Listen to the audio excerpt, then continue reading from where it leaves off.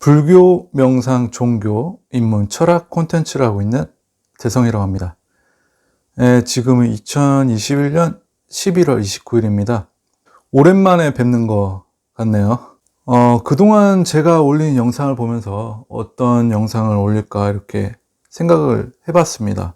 지금까지 제가 올린 영상을 보니까 이렇게 108배 영상도 올렸고, 불교 공부에 대한 그런 영상도 올렸고, 불교 정보나, 그리고 스님 생활할 때 어떤 저의 경험들, 느낀 점. 여러분들이 제일 관심을 많이 가져주신 부분이 이 부분이죠.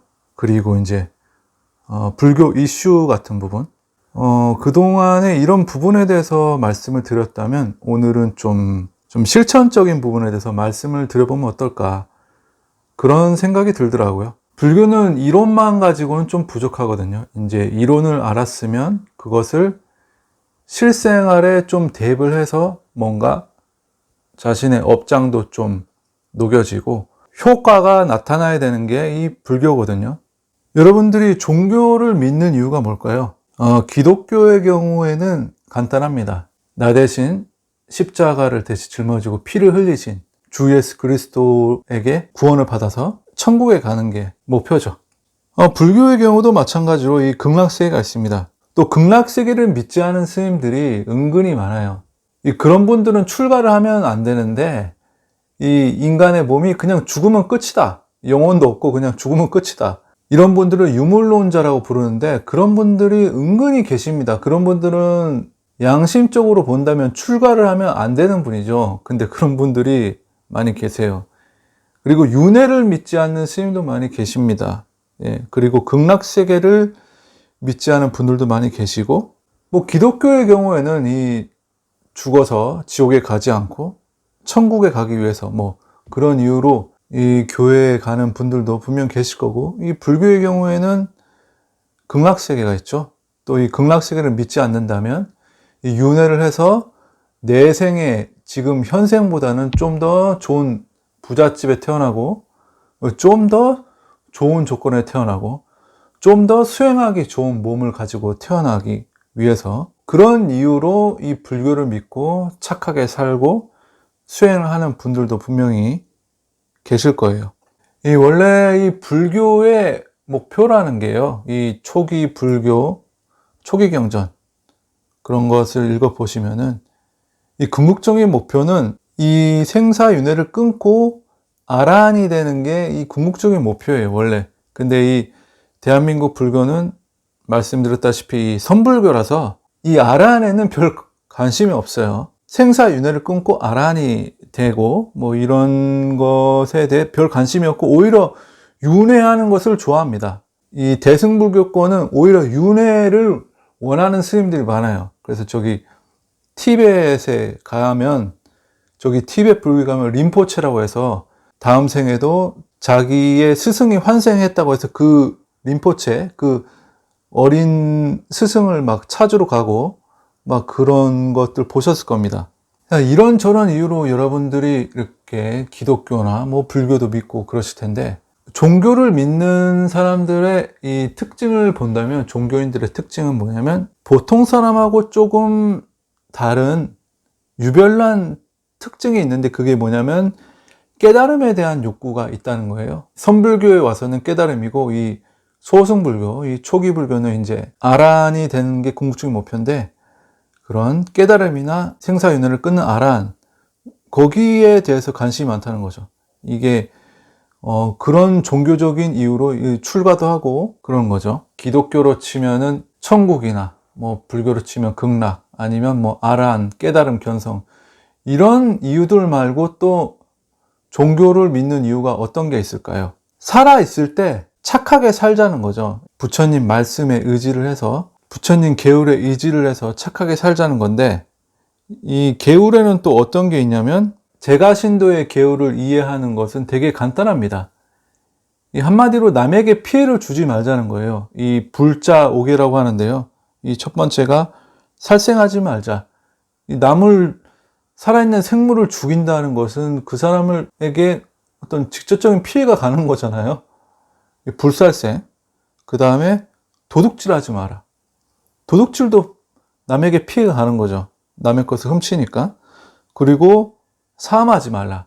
이것을 다른 말로 하면, 요즘 말로 하면 불륜인데, 이 불륜도 다른 사람에게 분명히 피해가 가는 거죠. 그리고 거짓말하지 말라. 거짓말로 사기를 치거나 뭐 이러면 다른 사람에게 분명히 피해 가죠. 그 다음에 마지막으로 술 먹지 말라. 이것을 요새 현대 불교에 와서는 원래 술 먹지 말라인데, 술 먹지 말라고 하면은 사람들이, 불자들이 이 불자 오개를 안 받으려고 해요. 이 너무 부담스럽다고. 그래서 스님들이 이것을 조금 문구를 고쳤어요. 술을 취하도록 마시지 말라, 뭐 이런 식으로 고쳐놨더라고요. 근데 원래는 술을 먹지 말랍니다.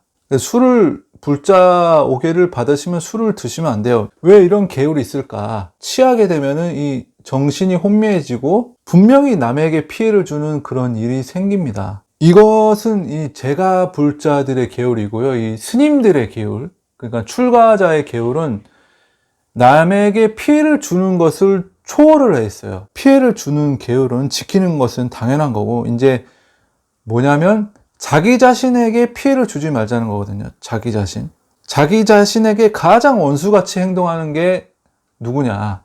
바로 자기 자신이거든요. 친구도 아니고 원수도 아니고 가족도 아니고 뭐 직장에서 내가 제일 싫어하는 뭐 그 사람도 아니고, 자기 자신이 자기 자신에게 가장 원수처럼 행동을 한다는 거예요.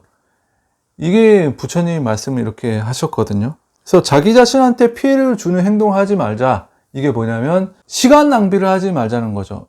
우리가 어떤 경우에 시간 낭비를 하게 되냐면, 이 번뇌를 불러오는 행동을 하게 되면은 마음이 산란해지고 우울해지고 좀 방황을 많이 하게 돼요. 그럼으로써 시간을 많이 낭비를 하게 돼요. 이 부처님 경전에도 보면은 굉장히 수행을 잘하고 청정한 수행자가 있었는데, 어느 날 이 대가 끊기면 안 된다, 이런 요청이 있어서 전 아내와 관계를 갖고 음행을 했죠.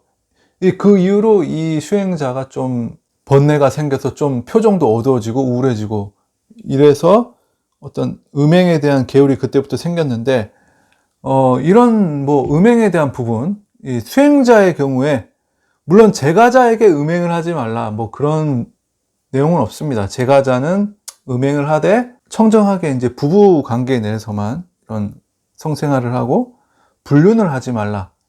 이게 이제 제가자의 경우고요.